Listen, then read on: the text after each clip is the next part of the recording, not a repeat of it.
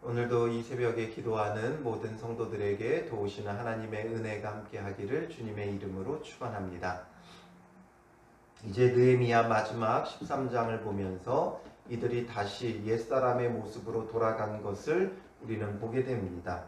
어제 말씀을 통해서 이들이 성전을 버려두지 않겠다 약속한 것과 다르게 에스라가 죽고 느헤미야가 바사로 떠나자 그들이 이 성전을 버려두게 되어지는 여러 가지 일들을 기록한 것을 보았죠. 그래서 도비아에게 큰 방을 내어주고 레위인들에게 몫을 주지 않는 그런 일들이 벌어졌던 것을 보았습니다. 그리고 이어서 이제 오늘 본문에는 이들이 안식일을 지키고 안식년을 지키겠다. 앞선 10장 31절에 그들이 언약하고 그들이 확실하게 봉인까지 했지만 또다시 이들이 안식일을 범한 사건을 느헤미야가 보게 됩니다. 15절에 보면 그때에 내가 본즉이라고 말하고 있죠. 그래서 느헤미야가 다시 예루살렘으로 돌아와 이제 성전이 버려둔 것을 회복하게 하는 그때에 다시 이제 어떤 것들을 보게 되냐면 유다에서 어떤 사람이 안식일에 술틀을 밟고 곡식단을 나귀에 실어 운반하며 포도주와 포도와 무화과와 여러 가지 짐을 지고 안식일에 예루살렘에 들어와서 음식물을 팔았다라는 거죠. 이것을 보게 됐는데 마치 이게 우리말 성경에는 어떤 사람이 하니까 한 사람이 이렇게 한 것 같지만 유다에서 어떤 사람이라는 건 유다 사람들이 다 이러했다라는 거죠. 여러 사람들의 모습을 가장 대표적으로 그들이 안식일을 범하고 있는 그 모습들을 지금 기록하고 있는 거예요. 술틀을 밟는다는 것은 포도주를 만들기 위해 술틀에 포도를 넣고 발로 밟아 으깨는 것을 지금 말하고 있어요. 안식일에도 이런 일들을 지금 그들이 하고 있었고 또 어떤 사람은 곡식단을 나귀에 실어 운반했어요. 그리고 또 어떤 사람은 이제 음식물을 예루살렘에 들어와서 팔고 있었다라는 거죠. 이 모든 것은 안식일 규례에 어긋나는 것들이었어요. 출애굽기 20장 8절부터 11절에 보면 안식일의 규례에 대하여 말하고 있죠. 이때에 분명히 말하는 것은 너와 내 아들이나 내 딸이나 내 남종이나 내 여종이나 내 가축이나 내 문 안에 머무는 객이라도 아무 일도 하지 말라라고 분명히 말씀하고 있죠. 너뿐만 아니라 너의 자녀들 그리고 너의 종들 그리고 너의 가축들까지도 또 너의 문 안에 거하는 객까지도 아무 일도 해서는 안 된다라는 거죠. 그런데 지금 자기 자신이 이렇게 수많은 일들을 하고 또 나귀에 실어 운반한다. 가축도 일하지 말라 그랬는데 가축에게 실어 운반하는 것까지 이들이 지금 안식일 규례를 범하고 있는 것이죠. 그럴 때에 하나님께서 이 안식일을 범한 자들을 어떻게 하라고 했습니까? 출애굽기 31장 14절에 보면 그 날을 더럽히는 자는 모두 죽일지며 그날에 일하는 자는 모두 그 백성 중에서 그 생명이 끊어지리라 라고 하면서 아주 엄하게 경고하셨죠. 그럼에도 불구하고 이들은 지금 이렇게 살아가고 있었던 거예요. 그러니 이 느헤미야가 그날에 내가 경계하였고 라고 말하고 있어요. 그들에 대하여 분명히 경계했다. 경계한다라는 것은 훈계와 경고를 말하는 거예요. 그들에게 분명히 훈계하고 무엇이 옳은지 어떻게 해야 되는지를 훈계하고 경고했다. 그렇지 않으면 반드시 죽임당할 것이고 끊어질 것을 경고했을 것입니다. 그런데 또 어떤 일이 있어요? 그래서 유다 백성들은 조금 이제는 잠잠해졌고 돌아왔는데 두로 사람이 16절에 보면 두로 사람이 예루살렘에 살며 물고기와 각양 물건을 가져다가 안식일에 예루살렘에서도 유다 자손에게 팔기로라고 말하고 있어요. 이 두로 사람은 이방 사람이죠. 두로와 시돈, 그곳이 우상 숭배로 굉장히 음란한 도시로 성경에는 늘 표현돼요. 그래서 이 이스라엘 백성이 하나님 앞에 범죄할 때 이 두로와 시돈과 비교를 하며 예수님이 말씀하시는 경우가 있었죠.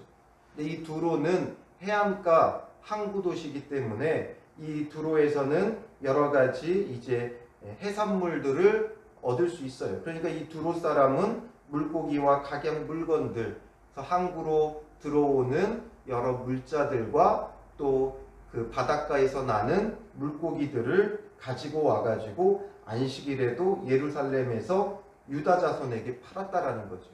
근데 팔 수 있는 이유는 무엇입니까? 사는 사람이 있으니까 팔 수 있는 거예요. 사는 사람이 없으면 이들이 파는 수고가 헛되고 할 필요가 없는 거죠.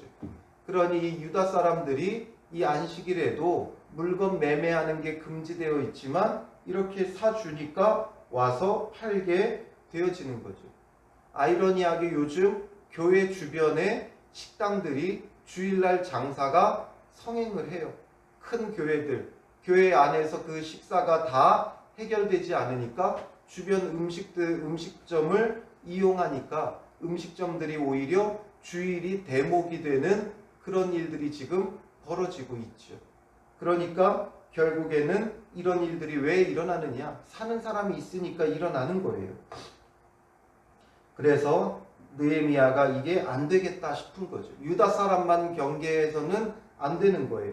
그래서 17절에 보면 내가 유다의 모든 귀인들을 꾸짖어 그들에게 이르기를 너희가 어찌 이 악을 행하여 안식일을 범하느냐. 귀인들, 바로 지도자들에게 엄히 꾸짖은 거예요. 왜 안식일을 범하냐, 왜 이 악을 행하느냐 꾸짖으면서 그가 이제 그 역사적으로 이 문제를 그들에게 설명하면서 경계하고 있죠. 너희 조상들이 이같이 행하지 아니하였느냐.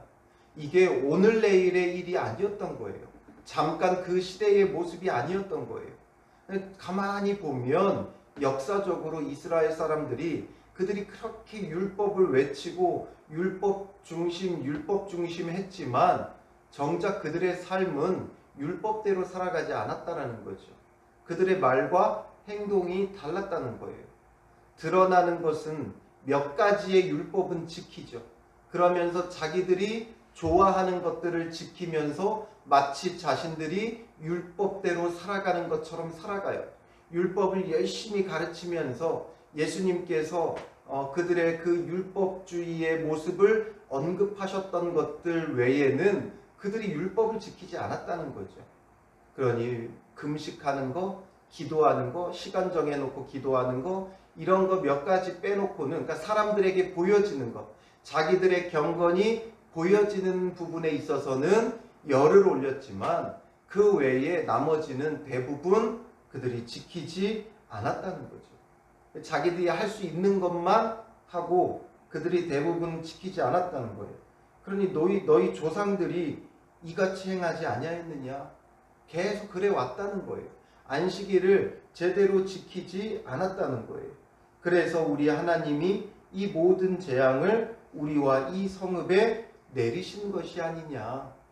이 지금 우리가 고난당하는 이유가 무엇 때문이냐. 우리가 율법을 제대로 지키지 않았기 때문이다. 그 가운데 특별히 이 안식일의 문제, 안식일을 하나님 앞에 참되게 예배하는 날, 제사하는 날, 주님 안에서 참되게 안식하는 날, 이런 날인데 너희가 제사 드린 것만으로 만족한다. 심지어는 제사 드리는 것조차도 그들은 대충 넘어갈 때가 많았던 거죠. 그러니까 성전이 버려졌었고 버려진 그 성전에서 참된 제사도 없었던 거예요. 그러니까 안식일에 대한 이 모든 것들이 그들이 개념 자체가 무너져 내린 거죠. 그러므로 고난당하고 있다. 그럼에도 불구하고 너희가 지금 안식일을 범하여 진노가 이스라엘에게 더욱 심하게 임하도록 하는도다. 이제 더욱 심한 하나님의 진노가 임할 것이다. 돌이키지 않으면, 여기서 돌이키지 않으면 더 심한 하나님의 진노가 우리에게 임하게 될 것이다 하면서 엄히 꾸짖고 경고하면서 역사적으로 그들에게 이루어졌던 일들을 통하여 객관적으로 아주 설명하고 있죠.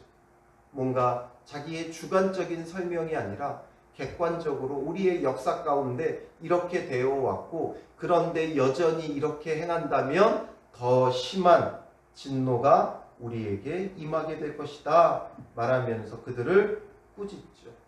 그러므로 오늘 우리도 항상 우리의 무너진 부분들을 봐야 돼요. 잘하는 부분이 아니라, 야, 이제 우리가 성전의 곳간을 채웠고 레위인들을 세웠고 제사 제대로 드린다, 이런 것으로 우리가 만족할 것이 아니라 우리의 부족하고 연약한 부분들, 무너진 부분들, 그곳을 수축해 가야 하는 거예요.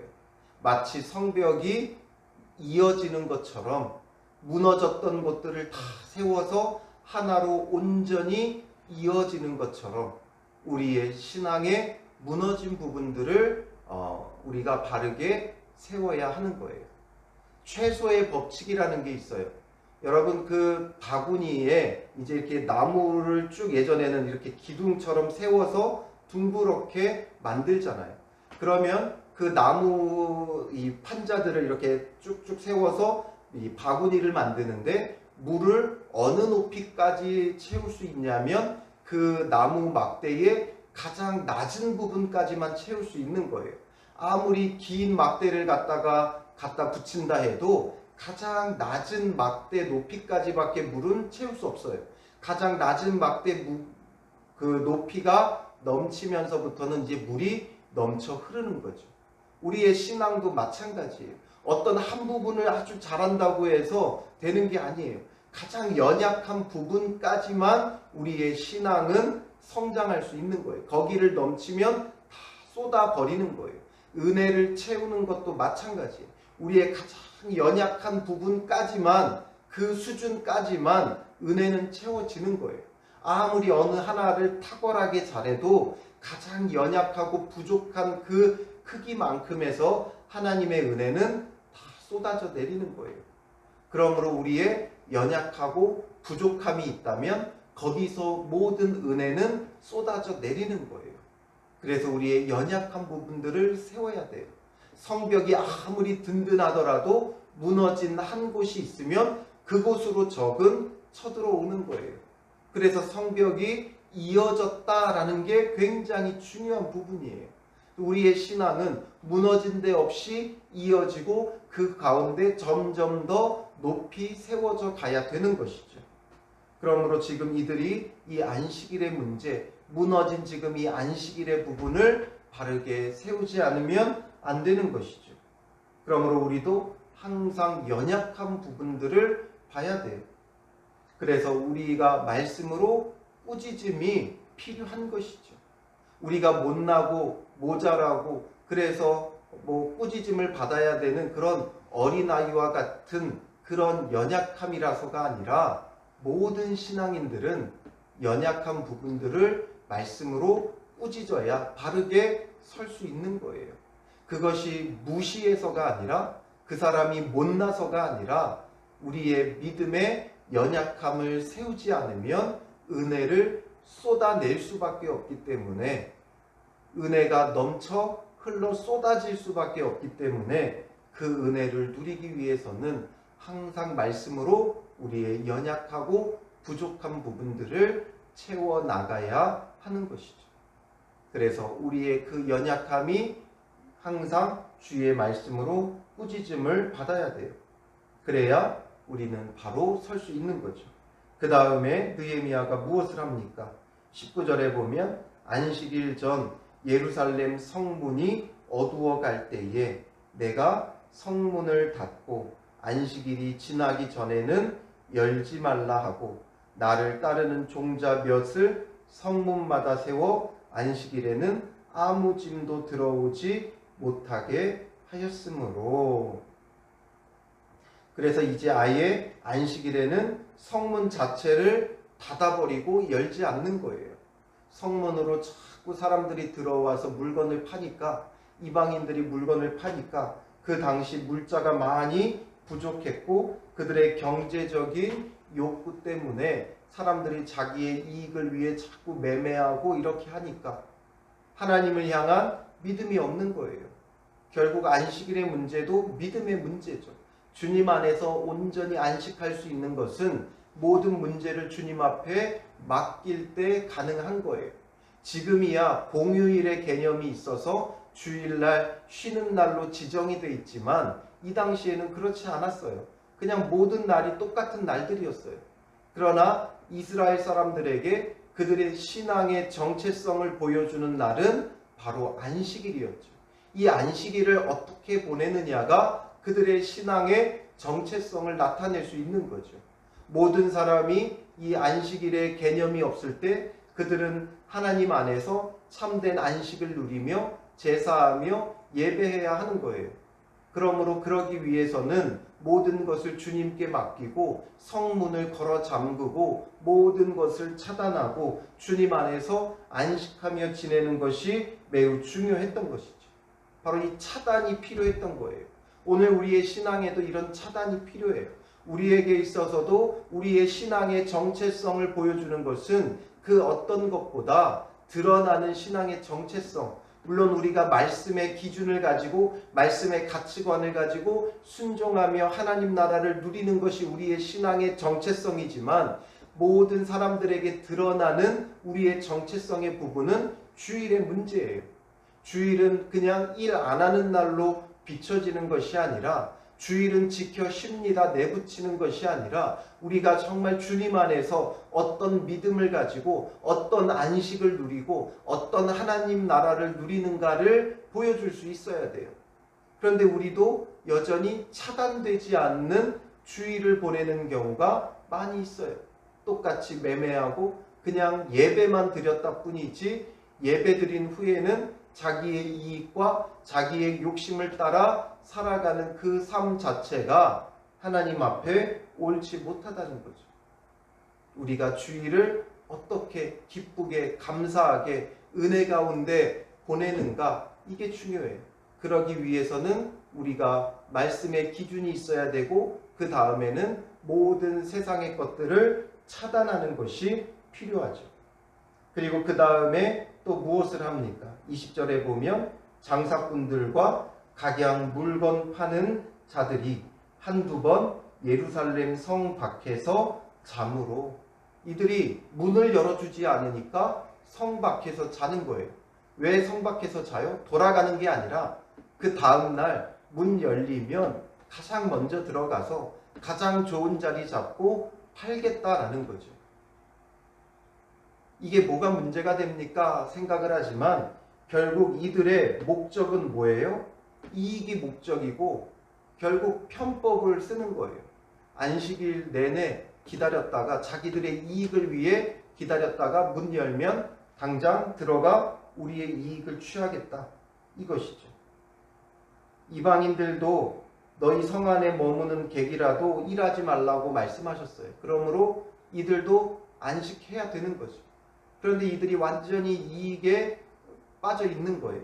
그러니까 내가 21절에 내가 그들에게 경계하여 이르기를 너희가 어찌하여 성 밑에서 자느냐, 다시 이같이 하면 내가 잡으리라. 가만두지 않겠다 하니까 그 후부터는 안식일에 그들이 다시 오지 아니하였느니라. 그냥 단순히 안식일 차단만 하는 것이 아니라 아주 완전하게 끊어내는 거예요. 완벽하게 차단해내는 거예요. 온전히 하나님 앞에 집중할 수 있게 하는 거예요. 그들이 성 밖에 서서 기다리니까 안에 있는 유다 사람들도 미리 살펴보는 거죠. 야, 우리 내일 되면 저들이 들어오면 뭐 사야 되고 뭐부터 하자, 이런 것에 빠져 있는 거예요. 그래서 완전히 차단하기 위해 이들이 다 돌아가게끔 만드는 거죠.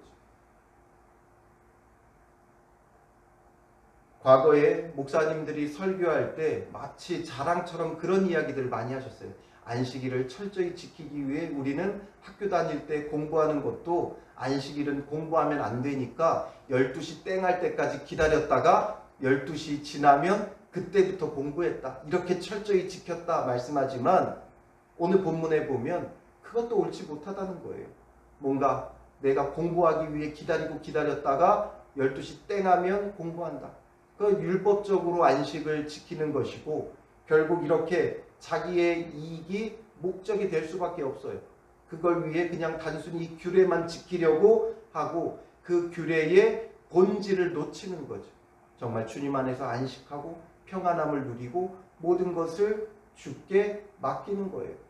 그리고 그 안식한 후에 월요일부터는 하나님 안에서 힘쓰고 지혜를 구하며 열심히 공부하면 돼요.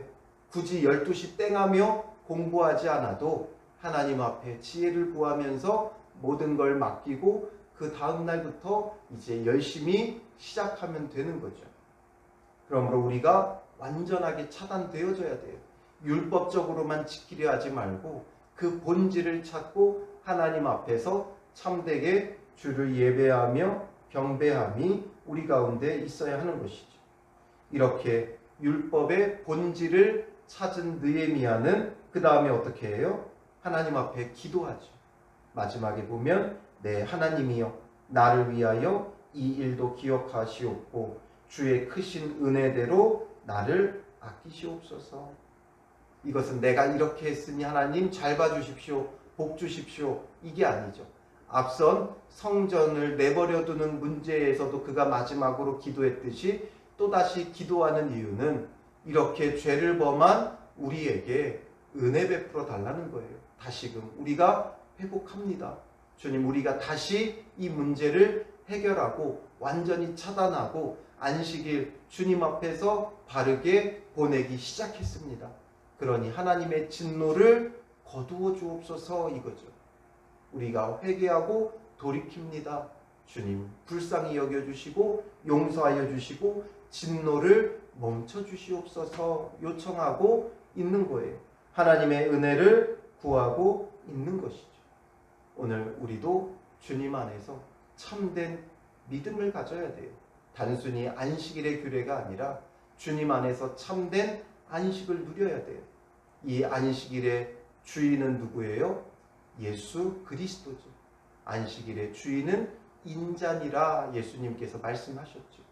그러므로 우리도 참된 주인 되신 그리스도 예수 안에서 예수 그리스도를 통한 안식이 있어야 돼요. 주일만 우리에게는 안식이 아니라 예수 그리스도가 우리 안에 거하는 한 우리에게는 참된 안식이 있어야 돼요. 그래서 먹고 사는 것이 목적이 아니라 안식일마저 먹고 사는 문제에 빠져 있는 것이 아니라 모든 것을 주께 맡기고 예수 그리스도 안에서 참된 은혜의 안식을 누리면서 주일은 주 안에서 참되게 안식하고 또한 우리의 남은 일주일의 그 삶도 그 안식을 가지고 예수 그리스도를 향한 믿음 가운데 이제는 먹고 사는 것이 목적이 아니라 그의 나라와 그의 의가 우리의 목적이 되고 우리의 구하는 바가 되어 보내신 그 삶의 자리에서 하나님 나라와 하나님의 의를 구하는 그런 믿음의 사람이 되어야 마땅한 것이죠. 그때에 바로 우리의 모든 것, 먹을 것, 마실 것, 입을 것을 더하시는 하나님의 은혜를 누리는 거예요. 그것을 바로 세우는 날이 안식일이었고 그것을 바로 세우는 날이 오늘 우리에게 주일이 되어야 하는 것이죠. 그래서 먹고 사는 게 목적이 아니라 이게 단순히 그냥 안식일 주일만의 문제가 아니라 우리의 믿음의 문제가 되고 모든 날이 주 안에서 참되게 은혜의 안식, 하나님 나라를 누리는 은혜의 축복이 시작되는 날이 되는 거죠. 오늘은 우리에게는 월요일이에요. 그럼 이 말씀은 우리와 상관없는 게 아니라 어제 우리가 어떻게 주의 날을 보냈는가가 이제 오늘부터의 삶을 결정하는 거예요. 그래서 오늘부터의 이 일주일의 삶은 하나님을 향한 믿음 가지고 그리스도 예수를 향한 믿음 가지고 주님이 주시는 참된 평안을 누리면서 우리가 어떻게 먹을까를, 어떻게 입을까를, 어떻게 먹고 살까를 염려하며 고민하며 고생하는 인생이 아니라 주님 안에서 하나님의 인도하심 가운데 거하고 주님이 주시는 평안뿐만 아니라 하나님의 나라와 의를 구할 때 정말 주님 주시는 삶에 채우시는 은혜를 누리는 그런 하루하루가 되어져야 하는 것이죠. 그러므로 우리 안에 그리스도 예수를 통한 참된 안식이 시작되어지는 날이 주의 날이 되고 그 안식이 우리의 매일의 삶을 이끌어가는, 그래서 주님을 향한 믿음 갖고 살아가는 이번 한 주가 되시기를 주님의 이름으로 축원합니다. 기도하겠습니다. 살아계신 아버지 하나님, 우리에게 참된 안식을 주려 먼저 안식일 규례를 통해 안식을 예표하여 주셨고 미리 맛보아 알게 하셨고 이제 우리에게는 예수 그리스도를 주셔서 그리스도 예수를 통하여 참된 안식이 우리 안에 이루어지게 하여 주심을 감사합니다.